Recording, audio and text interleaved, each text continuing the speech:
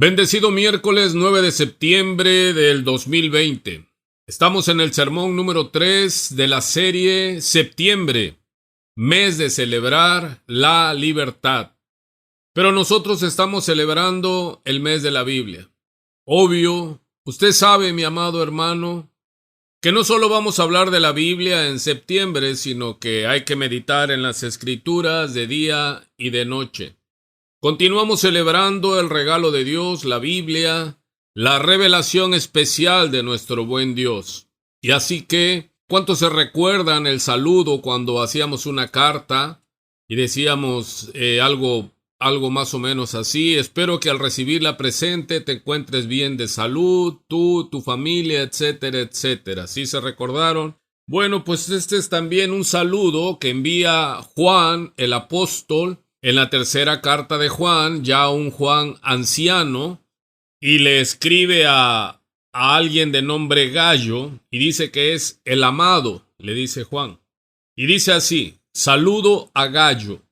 Tercera de Juan, capítulo 1, verso 1. El anciano a Gallo, el amado, a quien amo en la verdad.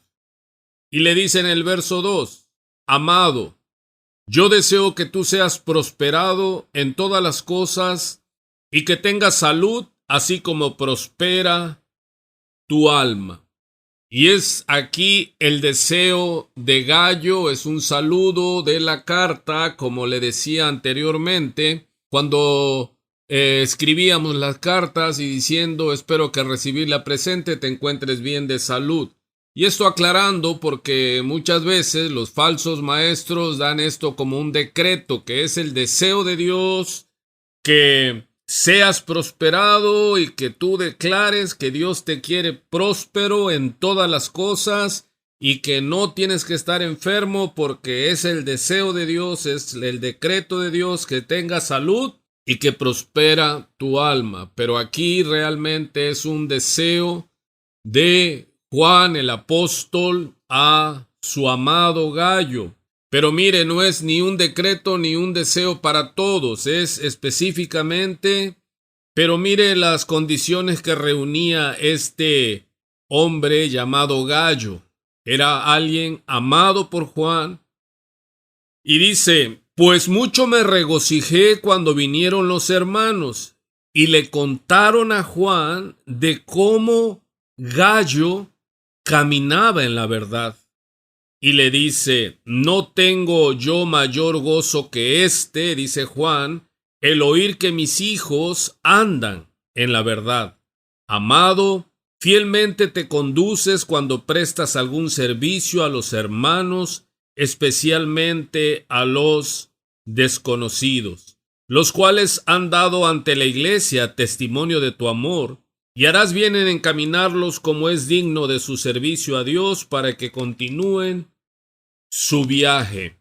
Vemos entonces que no es un decreto, no es una orden de Dios cuando muchas veces nos dicen es el deseo de Dios que seas prosperado en todo, que tengas salud y que prosperes también en el conocimiento, etcétera, etcétera.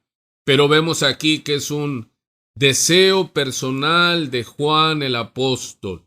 Así igual es mi deseo, es mi oración, que tú, amado hermano, seas prosperado, tú que me escuchas, que seas prosperado en todas las cosas, que tengas salud, te deseo que tengas salud y también que prospere tu alma. Pero sabemos que no es una orden, no es un decreto y como vimos en el contexto, no se lo está diciendo a cualquiera. No le está diciendo a todos que prosperen en todo porque hay gente que va a la iglesia pero es pecadora, practica pecado y está en maldad y está caminando en mentira y no en la verdad. Yo creo que está claro el contexto. Así que es mi deseo, te repito, que seas prosperado y la manera de prosperar, de avanzar, es escuchar la palabra de Dios, la Biblia y ponerla por obra. Continuamos. Hemos estado hablando Brevemente, porque no hemos entrado de una manera exhaustiva del canon bíblico, porque hablar de la historia de la Biblia sería un tema en específico, en especial, y nos llevaría muchísimo y más tiempo, pero con el favor de Dios lo haremos. ¿Qué es lo que hemos estado hablando? Bueno, que la Biblia nos comprueba que Dios no nos desechó. Repito, la Biblia nos confirma, nos comprueba que Dios no nos desechó. Él reveló la oportunidad, la manera de reconciliarnos con Él. Si Él nos hubiese desechado cuando el hombre cae en pecado, Él simplemente nos deja así en la orfandad, en la oscuridad, en la ignorancia, en las tinieblas, en el pecado y condenados al castigo eterno. Pero esto es lo hermoso de la Biblia, que nos comprueba que Dios no nos desechó, sino que nos mostró la manera de reconciliarnos con Él, de reparar esa caída, y Él envió a su Hijo para hacer la reconciliación que el pecado había hecho, esa separación entre Dios y nosotros. Hemos marcado también la diferencia con otras confesiones religiosas o confesiones de fe o iglesias o grupos de creyentes.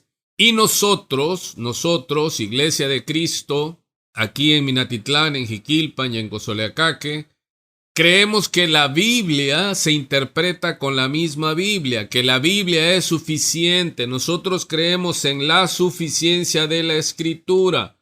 Usamos solo Escritura, solo Biblia, no nos apoyamos en ninguna fuente externa ni de ninguna otra persona. Israel como pueblo se gobernaba por medio de los mandamientos de Dios, y esto era asombro de los reinos vecinos.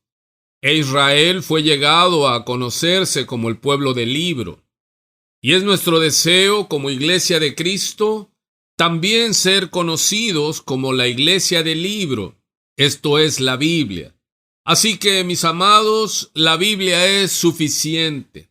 No necesitamos otro libro, es completa de principio a fin.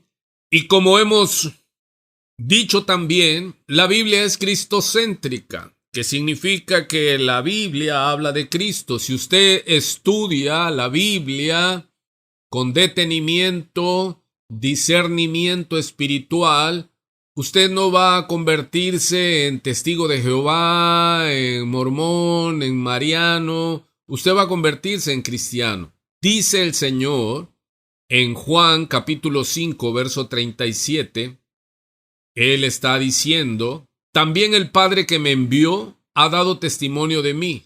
Nunca habéis oído su voz ni habéis visto su aspecto, dice el Señor. ¿A qué se refería Jesucristo, nuestro amado Salvador?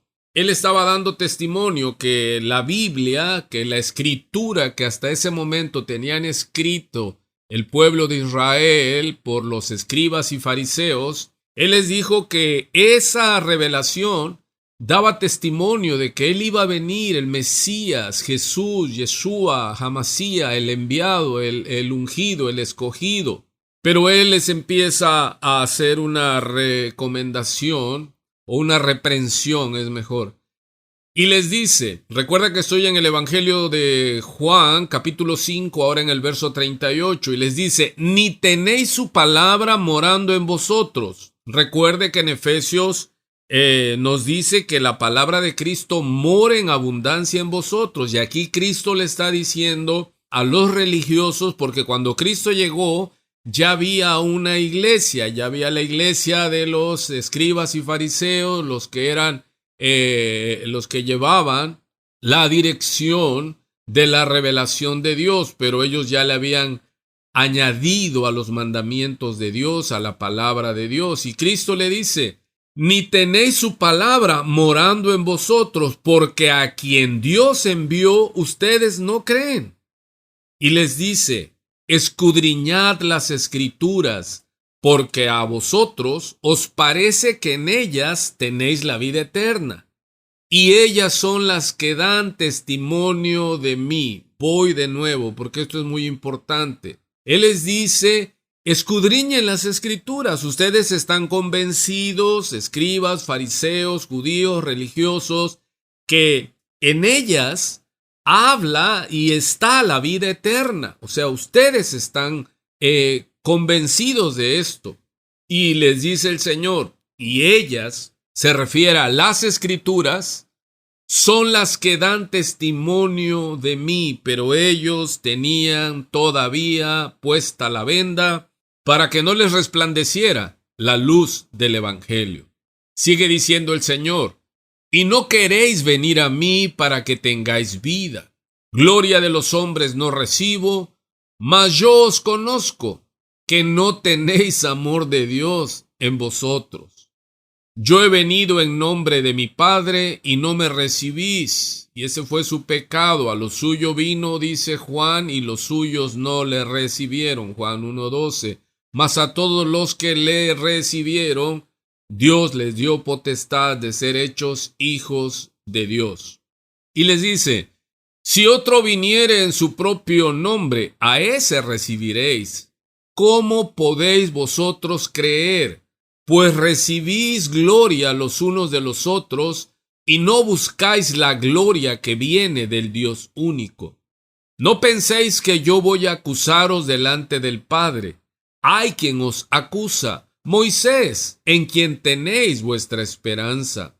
Porque si creyeses a Moisés, me creeríais a mí, porque de mí escribió él.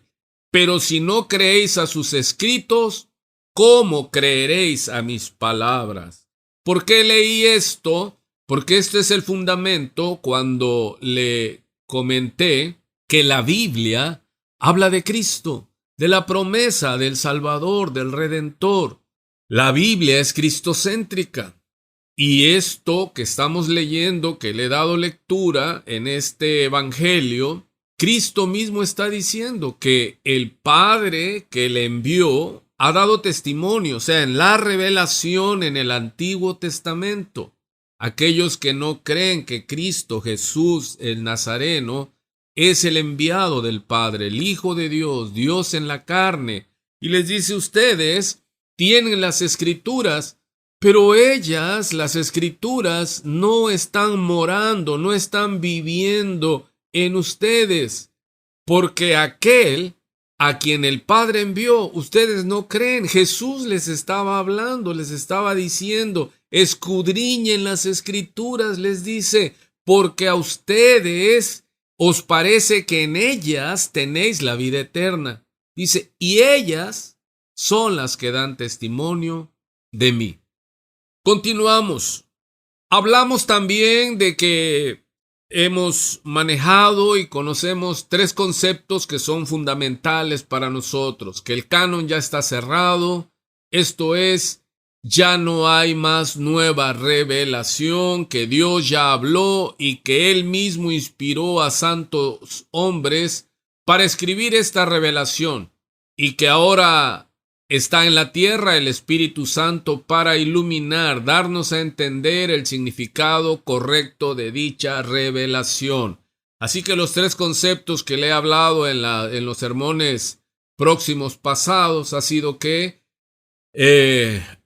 creemos en la revelación del Padre en las Escrituras, creemos en la inspiración de Dios para estos hombres que escribieron la revelación y creemos en la iluminación que el Espíritu Santo hace para poder entender el significado correcto de dicha revelación. Hemos usado el texto del Salmo 119, verso 130, donde dice así: la exposición de tus palabras alumbra, hace entender a los simples. Creemos también que en el estudio público y privado se deben exponer las Escrituras para que el Espíritu Santo nos confirme y nos guíe a toda verdad por la iluminación de las mismas. Por eso nosotros manejamos el sermón expositivo, que se basa en leer el texto, explicar el texto y aplicar el texto. Dice en la traducción, Palabra de Dios para todos, este mismo Salmo 119, verso 130, tu palabra nos ilumina, educa a los ignorantes. Estamos repasando parte de la lección donde hablamos que ya no estamos en el tiempo de la revelación ni de la inspiración, porque el canon ya fue cerrado. Nosotros manejamos, para no confundirnos, el término iluminación, que es dedicarnos con diligencia a escudriñar las Escrituras, y es el Espíritu Santo el que nos alumbra, el que nos guía, el que expone las palabras. Dice, exponer tus palabras es dar luz y abrir la inteligencia de los sencillos. Mira otra versión. La explicación de tus palabras ilumina la inteligencia a la gente sencilla. Por eso usamos textos y lleva tiempo esta predicación porque tenemos que poner la base bíblica sobre la cual disertamos. No nos manejamos por psicología, filosofías y todas las demás ciencias humanas. Así que estamos en septiembre, celebrando el mes de la libertad, nuestro México, pero hemos explicado que nosotros queríamos aprovechar para celebrar juntamente con las iglesias de Cristo el mes de la Biblia, y es septiembre el mes de la libertad. ¿Y por qué el ser humano pelea y ha peleado siempre por su libertad? Hay algo en nosotros que se resiste a ser esclavos, hablando de la historia humana. No hay régimen que permanezca por siempre. Todos los imperios han caído, dejando historias heroicas, luchas sangrientas, todo con tal de ser libres. Nuestro pueblo y muchos pueblos del mundo tienen historias similares de luchas que se libraron para sacudirse los yugos. Nosotros fuimos creados para servir a Dios, pero por causa del pecado entró la rebelión a la raza humana, y esto es algo que nos caracteriza. Si algo es difícil para nuestra naturaleza caída es sujetarnos, es obedecer, pero precisamente esa es la demanda de Dios. Dice que Él prefiere la obediencia más que los sacrificios, le dice Samuel al rey Saúl, y déjame contextualizarlo. Él prefiere que le obedezcamos a su palabra, a su ley, a sus mandamientos morales, a que le presentemos las mejores alabanzas, las mejores adoraciones, pero solo de labios y sin obedecer. Así que nuestra lucha es por la obediencia, y hemos hablado, hasta le hemos puesto así como tipo proverbial. La obediencia trae recompensa, pero la desobediencia trae consecuencia. Con esto en mente, observaremos la respuesta de los judíos al Señor Jesús, y con esta palabra igual saldrá a la luz muchos que nos consideramos libres por pertenecer a una iglesia, por tener un ministerio, por los años que llevamos, porque conocemos la Biblia, porque decimos conocer a Dios, pero con nuestros actos, dice, lo negamos. Así que la verdad os hará libres, dice Juan 8:31. Dijo entonces Jesús a los judíos que habían creído en él: si vosotros permaneciereis en mi palabra, seréis verdaderamente mis discípulos. Subraya ahí, permanecer en la palabra te hace verdaderamente un discípulo, no un creyente, porque esto es para explicar todo el contexto que vamos a estar leyendo. Y aquel que permanece en la palabra se convierte verdaderamente en discípulo. Recuerde cuando hemos leído en Hechos que Pablo y Bernabé estuvieron con los creyentes un año y a los discípulos se les llamó por primera vez cristianos en Antioquía, pero después de un año, y por eso el Señor dijo entonces Jesús a los judíos que habían creído en él. Y algunos dicen, eres salvo por creer en Jesús. No, aquí vamos a ver que estos judíos que dice que habían creído en él, al final de este capítulo tomaron piedras para lapidarlo, para matarlo, porque oyeron blasfemia de él. Entonces, no es lo mismo creyente que discípulo, y eso lo hemos enseñado en esta congregación y en este ministerio, pero largamente, porque Dios nos llamó en la gran comisión a hacer discípulos, no a ser creyentes. Luego vamos al verso 32 y dice el Señor, y conoceréis la verdad, y la verdad os hará libres. Y sabemos que la verdad tiene un nombre, la verdad es una persona, no es una verdad, es la verdad. Y Cristo es la verdad, y Él es el camino, y solo Él es el que da vida eterna. Y mira lo que le respondieron los judíos que habían creído en Él. Se ofendieron y le respondieron, linaje de Abraham somos, y jamás hemos sido esclavos de nadie. ¿Cómo dices tú, seréis libres? Ellos estaban mintiendo en esto que dijeron, porque ellos fueron libertados de Egipto por Dios mismo. Así que ese jamás es mentira. Y a lo largo de su historia, por causa de su desobediencia, recuerda, vamos a escuchar mucho este concepto, desobediencia.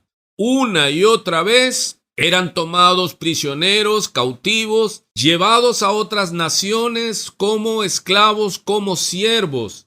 Incluso en este momento en el que se está desarrollando este diálogo, estaban bajo el Imperio Romano. Pero esto es una señal clara, característica. Aquel que es esclavo de algo, por lo regular, no lo puede ver, porque por eso es esclavo. El día que logra ver que algo se ilumina, es cuando dice, ¿qué hago yo aquí? Como el hijo pródigo dijo, bueno, ¿y qué necesidad tengo yo de estar deseando la comida que le dan a los cerdos, teniendo en casa de mi padre alimento? Pero le fueron abiertos sus ojos. De hecho, yo recuerdo, no sé hasta dónde es cierto, pero dice que había un grupo de alcohólicos anónimos que le recomendaba a los familiares del enfermo alcohólico, yo digo que es el pecador alcohólico, que lo grabaran cuando estuviera alcoholizado, intoxicado, y que ya al otro día, con el remordimiento, porque no tienen arrepentimiento, es solo remordimiento, que se gastaron el dinero, que no se acuerdan qué hicieron. Dice que en esa hora que están con el remordimiento, la conciencia, dice, pónganle el video y verán qué impacto causa en ellos. Así que retomamos esto.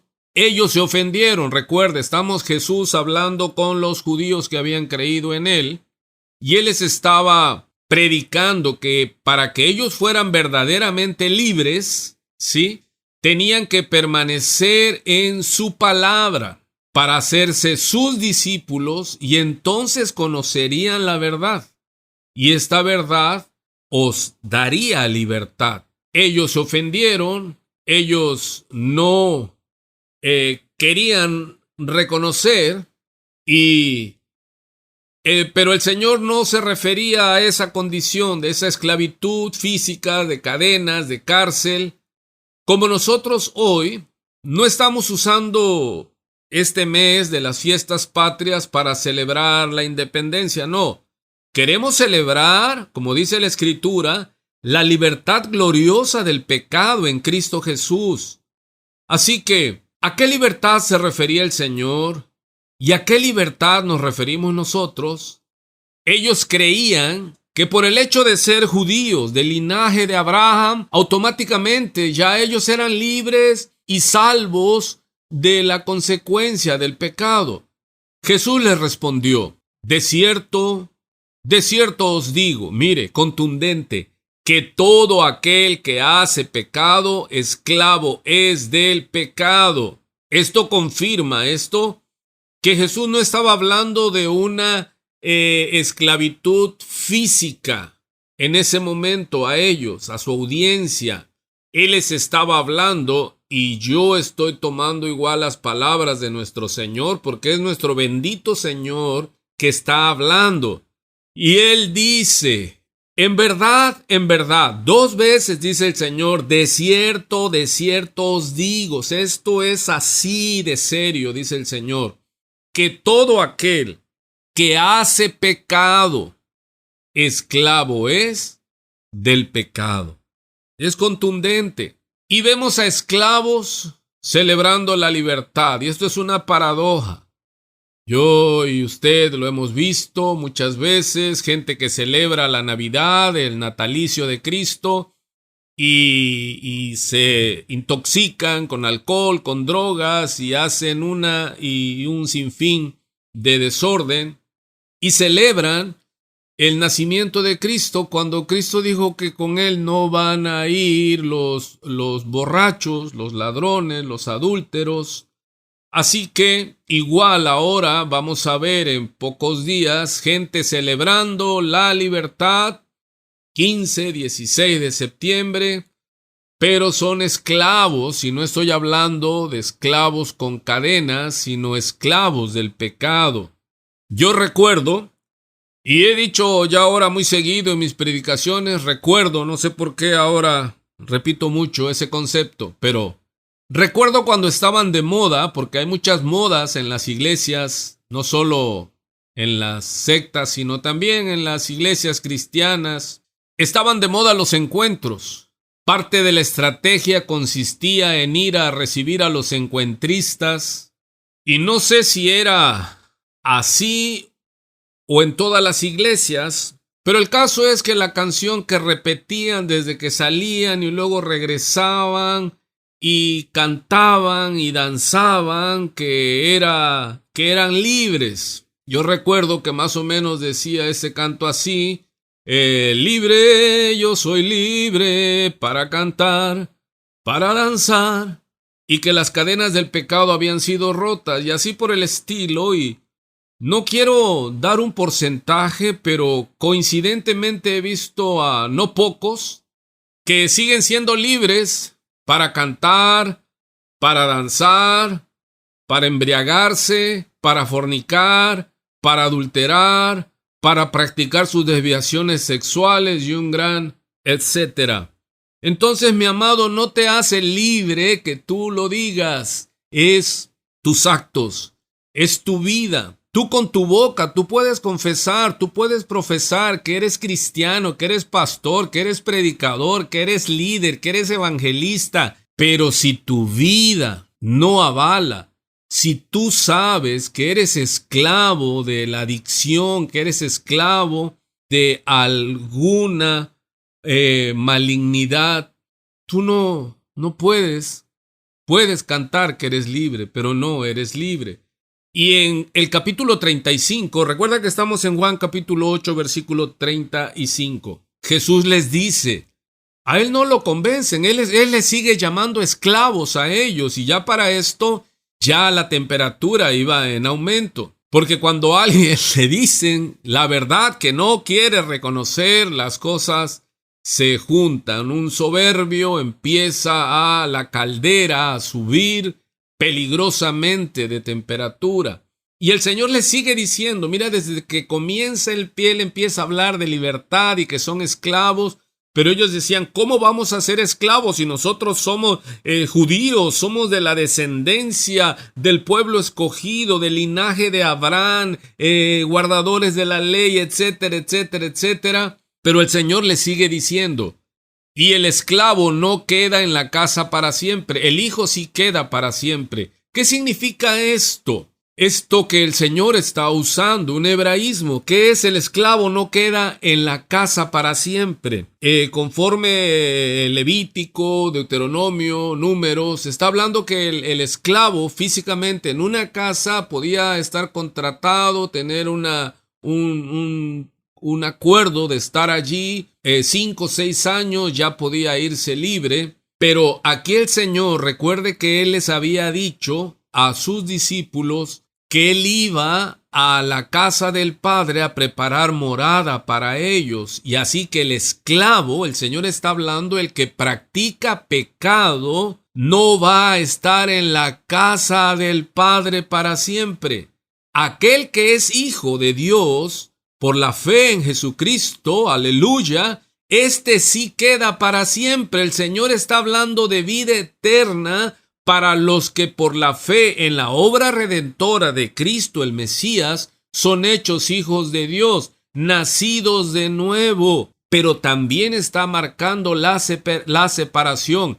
El esclavo, ¿quién es el esclavo ya a esta altura? El que es esclavo de pecado, de la obra de la carne. Vamos a ir avanzando. Así que el Señor dice ahora en el verso 36, así que si el Hijo os libertare, seréis verdaderamente libres. Estos judíos que habían creído en Él, ellos se creían libres. Y usted y yo como predicadores, porque si usted es cristiano, usted está llamado a predicar el Evangelio. Y usted se ha topado más de una vez con gente que uno les muestra por el Evangelio que todos caímos y que todos somos pecadores y que la paga del pecado es muerte. Pero ellos no dicen que ellos no son malos, que ellos creen que no merecen el infierno, el castigo, la separación eterna. Y estos judíos que estamos leyendo creían ser libres y el Señor les dice, no, a menos que el Hijo os libertare, seréis verdaderamente libres. Muchos años después, Juan, el apóstol, el que escribe este evangelio de Juan, vuelve a escribir inspirado por Dios y aquí habla acerca de dos padres. Fíjese, porque el Señor les estaba diciendo en Juan 8, que vamos a ir retomando, que les dice que ellos son hijos de su padre el diablo, porque no lo aceptan a él y no reconocen su palabra. Pero vemos aquí ahora en Primera de Juan capítulo 3 versículo 1. Mirad cuál amor nos ha dado el Padre para que seamos llamados hijos de Dios. Por esto el mundo no nos conoce porque no le conoció a Él. Aquí claramente hay una separación de los que somos hijos de Dios y el mundo, los que no reconocen, no aceptan a los hijos de Dios. Amados, ahora somos hijos de Dios y aún no se ha manifestado lo que hemos de ser, pero sabemos que cuando Él se manifieste, seremos semejantes a Él porque le veremos tal como Él es. Sabemos que veremos a nuestro Redentor. Y todo aquel que tiene esta esperanza en Él, escuche, estoy en Primera de Juan capítulo 3, versículo 3. Todo aquel que tiene esta esperanza, ¿usted tiene esta esperanza, mi hermano? Que con tus ojos has de ver a tu Redentor. Entonces, en este tiempo, ¿qué tenemos que hacer? Dice, se purifica a sí mismo, así como Él, Cristo, es puro. Y mira la definición del pecado, porque estamos hablando de esto, del pecado. Jesús le está diciendo que todo aquel que practica pecado, esclavo es del pecado. Y dice, todo aquel que comete pecado, dice Juan, infringe también la ley de Dios, la ley moral de Dios, no la ley ceremonial. Pues el pecado es infracción de la ley. ¿Qué es el pecado? Es infracción de la ley de Dios, de la ley moral de Dios. Y sabéis que Él apareció para quitar nuestros pecados y no hay pecado en Él. Está hablando de Cristo. Todo aquel que permanece en Cristo no peca. Todo aquel que peca no le ha visto ni le ha conocido. ¿Qué significa esto? Que nosotros los cristianos, los nacidos de nuevo, no pecamos. No, lo que aquí está diciendo es todo aquel que permanece en Él no permanece en pecado, no permanece pecando. Todo aquel que permanece pecando no le ha visto, ni le ha conocido. Hijitos, dice, nadie os engañe. El que hace justicia es justo como Él, como Cristo es justo. Y mira, lo confirma en el verso 8. El que practica el pecado es del diablo, porque el diablo peca desde el principio. Para esto apareció el Hijo de Dios, para deshacer las obras del diablo. Alguien está oyendo, alguien está vivo, alguien glorifica a Dios de aquel lado. Todo aquel que es nacido de Dios, gloria sea nuestro Padre. Dice que de modo pues que si alguno está en Cristo, nueva criatura es. Las cosas viejas pasaron, he aquí todas son hechas nuevas. Pueden hablar y nos acusan antes de ser cristianos. Dicen y dicen bien de lo que fuimos, pero ya en Cristo somos nuevas criaturas. Y dice, todo aquel que es nacido de Dios no practica el pecado, porque la simiente de Dios permanece en él y no puede pecar porque es nacido de Dios. ¿Qué es esto que no puede pecar? Dice, pero ustedes los cristianos pecan. Sí, pero no permanecemos en pecado, no practicamos el pecado. Porque la simiente, porque el Espíritu Santo que está en nosotros como templo que somos del Espíritu Santo, nos redarguye, nos constriñe, nos muestra, nos ilumina que estamos mal, que debemos amar, que debemos perdonar, que no debemos alegrarnos de las desgracias ajenas, aun de los que se consideran nuestros enemigos, que debemos amar a nuestros hermanos, bendecir a los que nos maldicen. Todo aquel, repito, que es nacido de Dios, no practica el pecado. Esa es la diferencia. En esto se manifiestan los hijos de Dios y los hijos del diablo. ¿Qué significa? Esta es una manera que muestra claramente quién es hijo de Dios y quién es hijo del diablo. No es porque usted y yo digamos, que yo diga que soy hijo de Dios, que soy pastor, que soy predicador, que tengo conocimientos de la Biblia. El que dice, no, dice por ahí de lengua me como un plato. No es lo que usted diga. Muchos profesan conocer a Dios, pero con sus actos lo niegan. El árbol se conoce por su fruto. El Hijo de Dios no se mantiene pecando. Los hijos del diablo sí se mantienen en su necedad y ellos no pueden ver que están practicando y siendo esclavos. Aunque celebren la libertad, son esclavos. En esto se manifiestan los hijos de Dios y los hijos del diablo. Todo aquel que no hace justicia y que no ama a su hermano, contundente, Juan dice, no es de Dios. Punto. Regresamos a la plática que el Señor está teniendo con los judíos que habían creído en Él. Recuerda, no es lo mismo creer que ser discípulo. Creyente, hasta el diablo cree y tiembla, dice en Santiago. Tú crees que Dios es uno, bien hace. Los demonios también creen y hasta tiemblan. Y hablan en lenguas y se caen al piso, pero no cambian. Sé que sois descendientes de Abraham, les dice Cristo. Sé que son del linaje de Abraham, pero procuráis matarme, les dice. Porque mi palabra no haya cabida en vosotros. Yo hablo lo que he visto cerca del Padre, y vosotros hacéis lo que habéis oído cerca de vuestro padre. ¿A quién oyes? Es de aquel del que está cerca. ¿Qué es lo que oyes?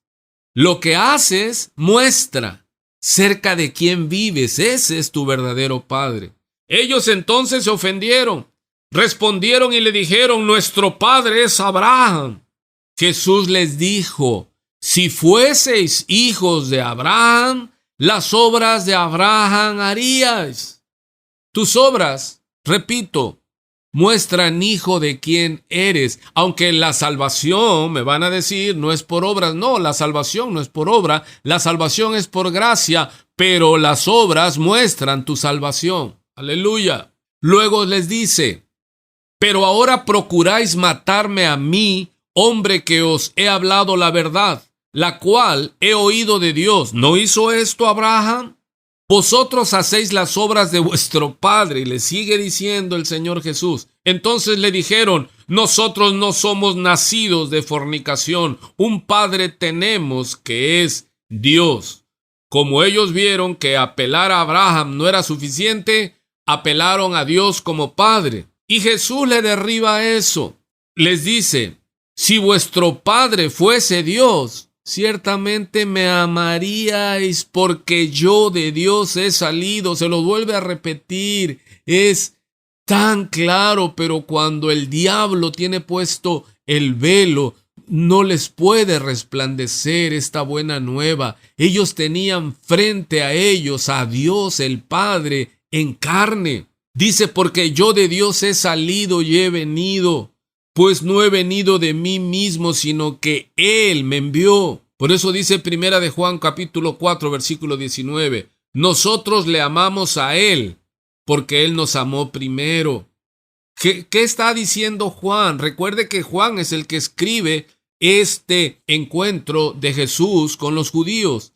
Y años después, él está confirmando que el que no ama a su hermano es mentiroso. Dice: si alguno dice yo amo a Dios y aborrece a su hermano, es mentiroso. Pues el que no ama a su hermano, a quien ha visto, ¿cómo puede amar a Dios a quien no ha visto? ¿Qué está confirmando Juan? Lo que el Señor dijo en Juan capítulo 8, verso 42. Jesús entonces les dijo: si vuestro Padre fuese Dios, ciertamente me amaríais. Por eso dice en la carta primera de Juan que si alguno dice yo amo a Dios, por eso le dije, de lengua yo digo, si alguno dice Dios te amo, pero aborreces a tu esposa, aborreces a tu esposo, aborreces a tu vecino, aborreces, dice que eres mentiroso. Pues el que no ama a su hermano, a quien ha visto, a quien ve, ¿cómo puede decir que ama a Dios, que es espíritu y no lo ve? Y nosotros tenemos este mandamiento de Dios que dice: el que ama a Dios, ame también a su hermano. Contundente el apóstol del amor. Juan 8, vuelve el Señor al diálogo con los judíos que habían creído en Él. Y les dice el Señor de amor: ¿por qué no entendéis mi lenguaje? ¿Por qué no podéis escuchar mi palabra? Vosotros sois de vuestro padre el diablo, y los deseos de vuestro padre queréis hacer. Él ha sido asesino, homicida desde el principio, y no ha permanecido en la verdad. No puede, porque no hay verdad en él. Cuando habla mentira, cuando el diablo habla mentira, eso es de él, de suyo habla, porque es mentiroso. El mentiroso habla mentira. Hay gente que dice: es que me hiciste decir una mentira. No, es que eres mentiroso, por eso te sale la mentira. Es como aquellos que dicen: es que me hiciste enojar. No, porque eres enojón es que te sale la ira. El necio al punto da a conocer la ira inmediatamente. Es esclavo de la ira, es esclavo de la mentira, es esclavo del odio, ese odio que solo falta accionar el gatillo, pero ya más de uno ya han matado. Ustedes, les dice el Señor, Son mentirosos, asesinos, rebeldes. Ustedes quieren hacer los deseos de su padre el diablo, asesinarme, y como son esclavos de la mentira, lo niegan.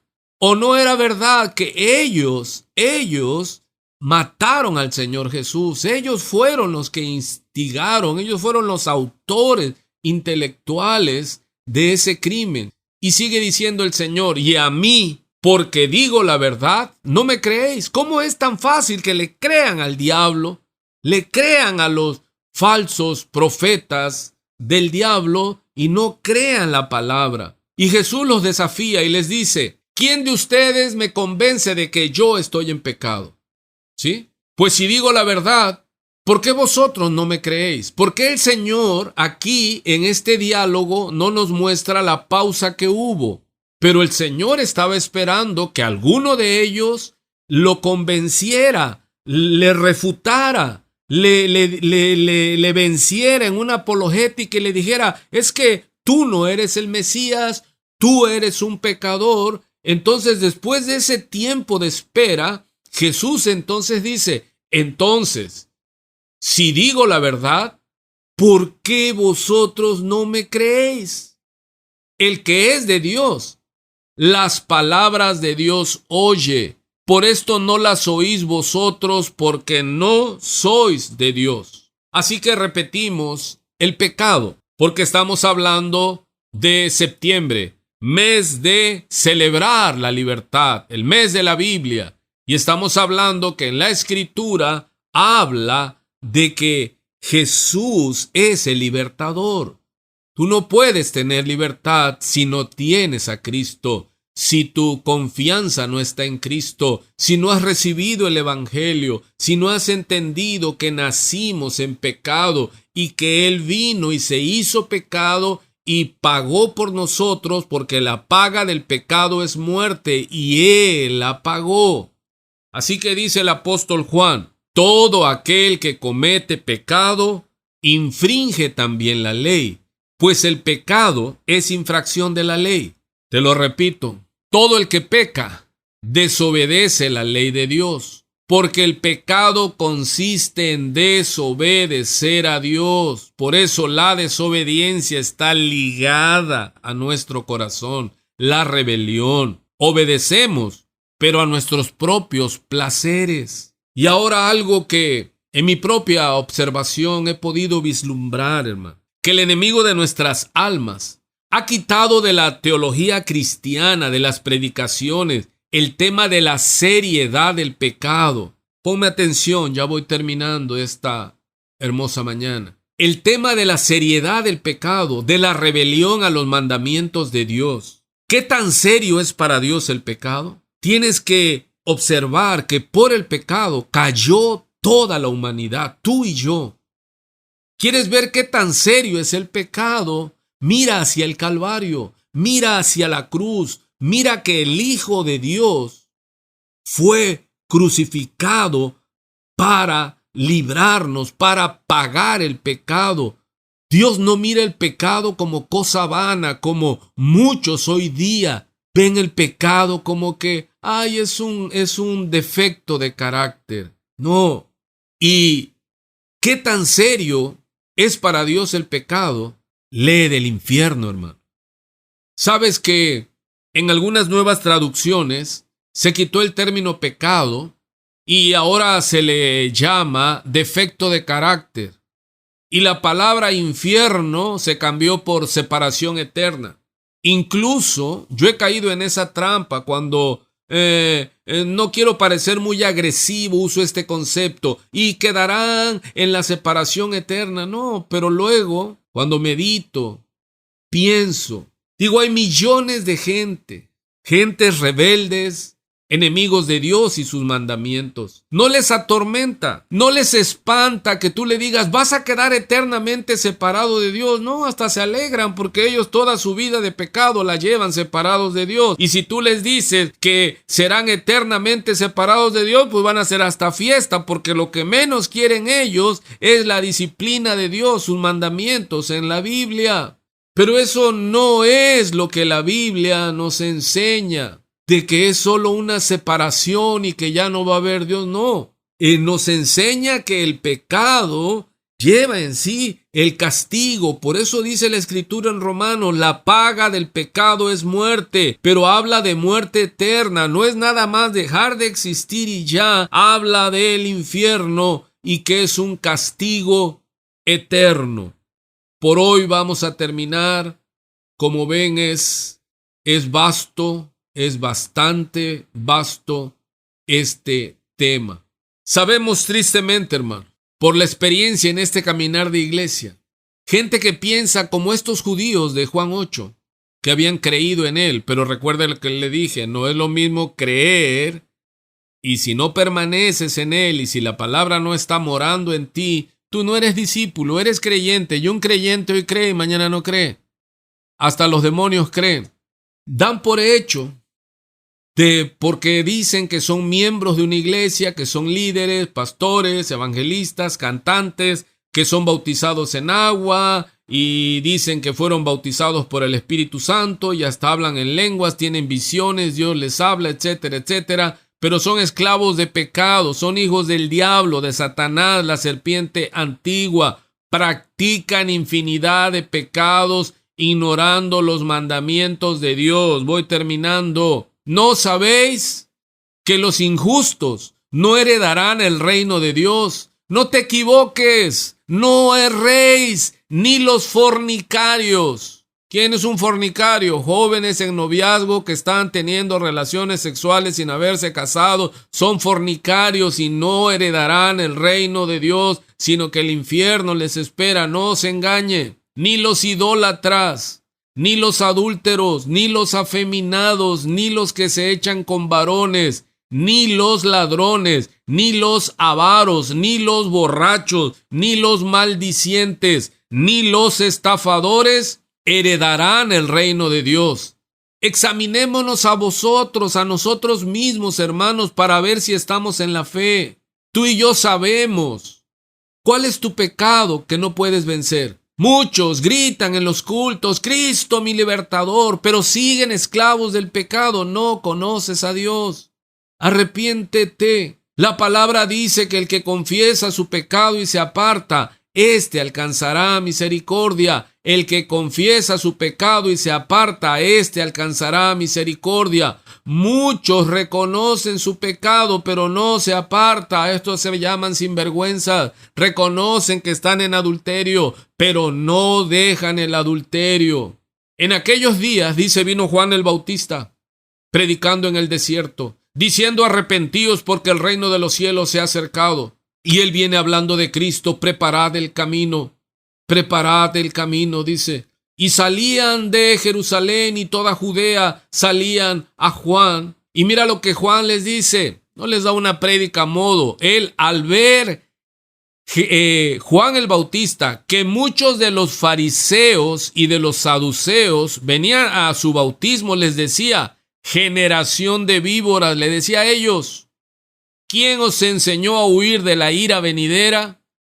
Sabe, yo recuerdo, me platicaban algunos campesinos, unas personas de campo, dice, para sacar las serpientes, dice, le prendemos fuego al monte. Y a mí enseguida me llegó eso. Cuando viene el fuego purificador, las víboras empiezan a huir. Dice, ¿quién les enseñó? Por naturaleza, la víbora huye del fuego, pero no se transforma. Por eso les dice Juan: haced pues frutos dignos de arrepentimiento, y no empiecen a decir dentro de ustedes, a ustedes mismos, como dijeron ahí en el diálogo con Jesús en Juan capítulo 8, Abraham tenemos por padre, porque yo os digo que Dios puede levantar hijos a Abraham aún de estas piedras. O sea, no te escudes en tu linaje, no te escudes en tus cosas que practicas. Y ya también el hacha está puesta, dice, a la raíz de los árboles. Por tanto, todo árbol que no da buen fruto es cortado y echado en el fuego, en el infierno. Yo a la verdad, dice, os bautizo en agua para arrepentimiento, pero el que viene tras mí, cuyo calzado yo no soy digno de llevar, es más poderoso que yo. Él os bautizará en Espíritu Santo y fuego. Mira aquellos que dicen: Señor, manda el fuego, enciende tu fuego. Su aventador está en su mano y limpiará su era y recogerá su trigo en el granero. O sea, trae su bieldo, levantaban al aire el trigo y allí el aire se llevaba la paja. Y él dice, su aventador está en su mano, está aventando el trigo y la paja y la limpia y recoge su trigo en el granero y quemará la paja en fuego que nunca se apagará. Habla de separar el trigo y quemar la paja en el infierno eterno. ¿Dejarás tus pecados e irás al cielo?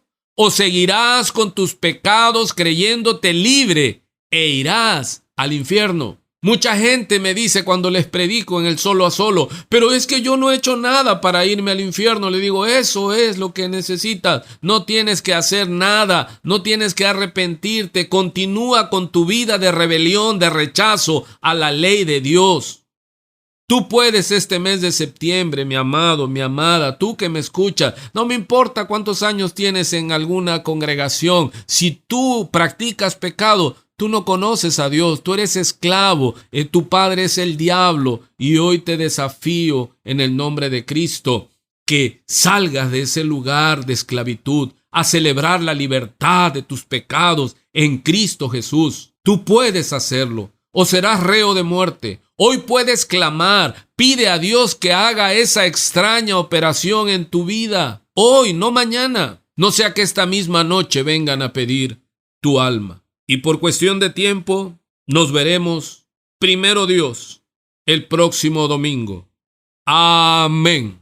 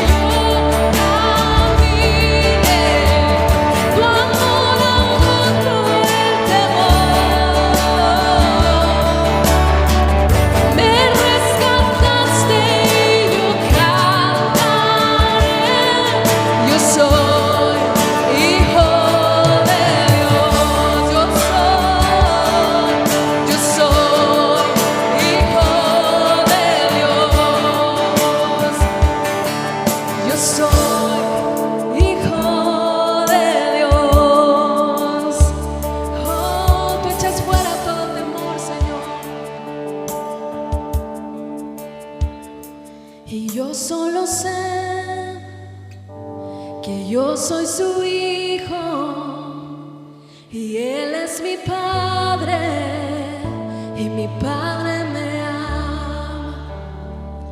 Yo solo sé que yo soy su hijo y él es mi padre y mi padre me ama. Yo solo sé que yo soy su hijo